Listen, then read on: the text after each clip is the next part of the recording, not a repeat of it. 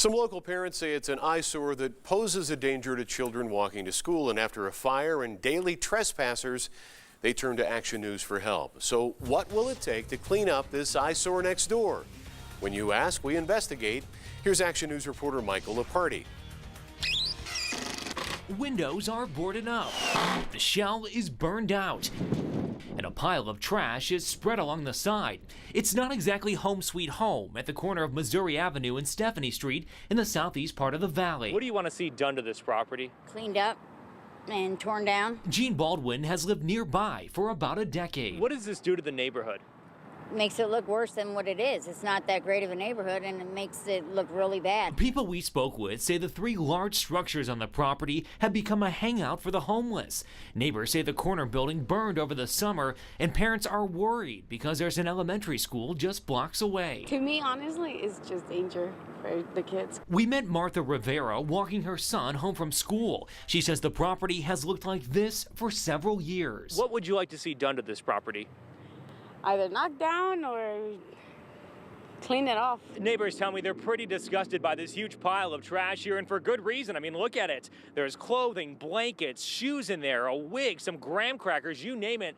And neighbors tell me this stuff is now blowing around the community. People come by and they see where you live like that, you know, right there, all that garbage, and it's been there for about 2 weeks now.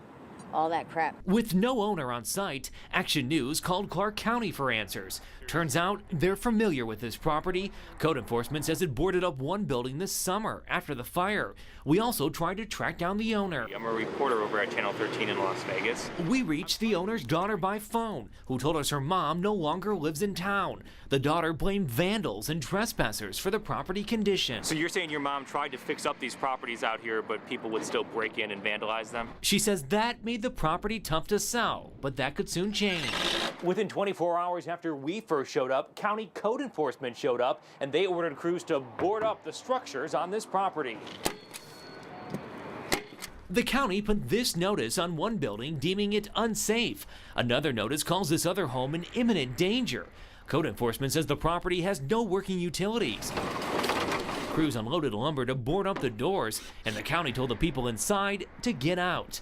Crews may be back in just a few weeks if the county decides to demolish the buildings. So it's something that needs to be taken care of.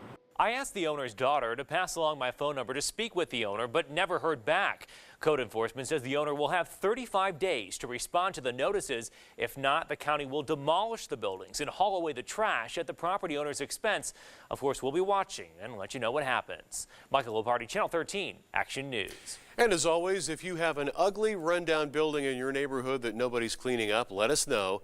Send an email to 13investigates@ktnv.com and let us know how we can reach you. The government